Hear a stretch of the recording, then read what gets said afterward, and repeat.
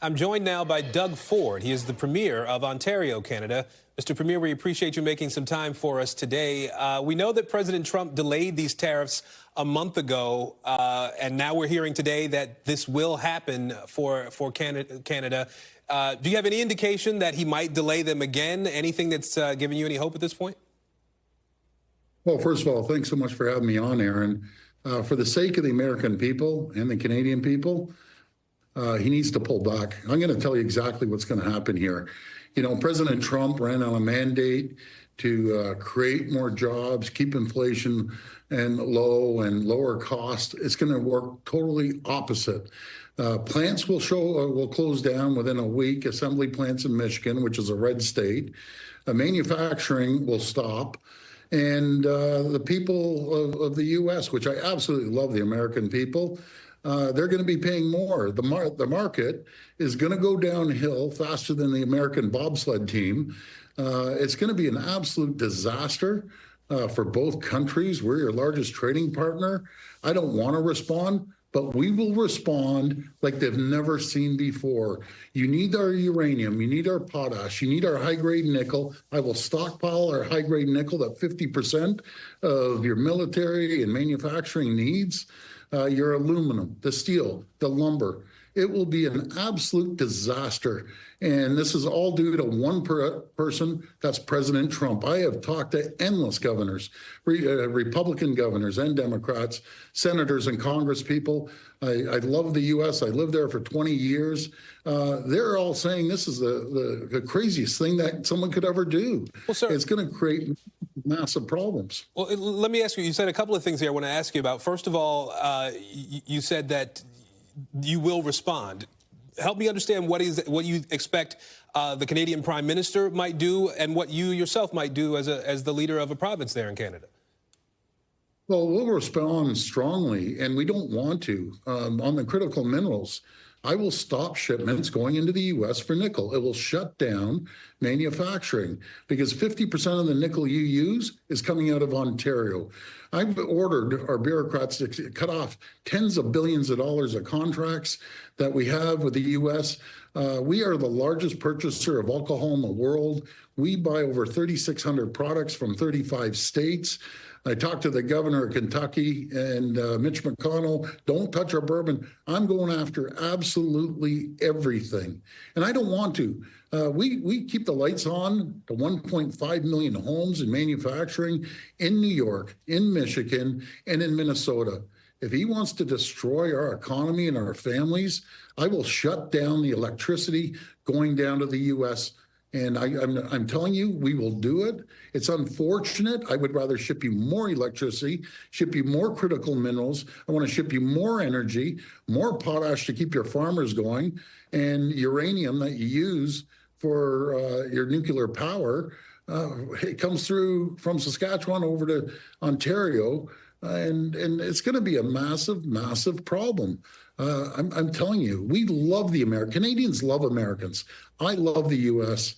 Everyone does. And not one American friend. When I lived there for 20 years, I've talked to all of them. Hardcore Republicans are saying this is the biggest mistake President Trump has done, and we're dead against it. And I've yet to find one who supports him. And so if I'm hearing you correctly, you are ready, sir, to go to war, to go to a trade war with the United States, with the Trump administration. It's the last thing we want to do. It's one person that's coming to attack us economically. Your closest friend, your treasured ally that will stand shoulder to shoulder with you in every situation you've faced. And he's attacking the person, his number one customer. There's no country in the world that buys more products off the U.S. than we do. We're the number one trading customer to 28 states. And a lot of them are red states. They're going to feel the pain like they've never felt before. We're going to feel the pain. But I'll tell you, Canadians are resilient. We're strong. We're proud. And we're going to fight back like they've never seen before. And I'm sorry to the American people that your president has decided to do this. I apologize, but he's giving us no choice. There's nothing wrong with our trading. He keeps saying, oh, they're taking money. No, that's not accurate. Matter of fact, if you take out our oil, that you take 4.3 million barrels a day, and we keep things going, outside of that, take the energy to the side, you have a $55 billion surplus, which is good. That's fine. America has a $55 million process, and you know, 55 billion more in trade, and God bless them. We want to expand the trade. We want to create an AmCan fortress, the two greatest countries in the world. We have what you need. We want to ship more what you need. And I'll be very frank, you're gonna see nothing like this ever in the history of the U.S. You have taken a very strong stance here today. Have you had conversations about your perspective, your action plan with the Prime Minister, with the folks in the Capitol there? Numerous times. I've talked to the Prime Minister up to a couple days ago. I'm the chair of the Federation, meaning the chair of all the premiers. I've talked to him on a daily basis. We all feel the same way. We do not want to do this. We love the American people. We love the U.S. But when one person attacks our country unprovoked, then we're going to respond, and we're going to respond like the U.S. has never seen before. We do $1.3 trillion of two-way trade, and we're like a big family between the U.S. and Canada.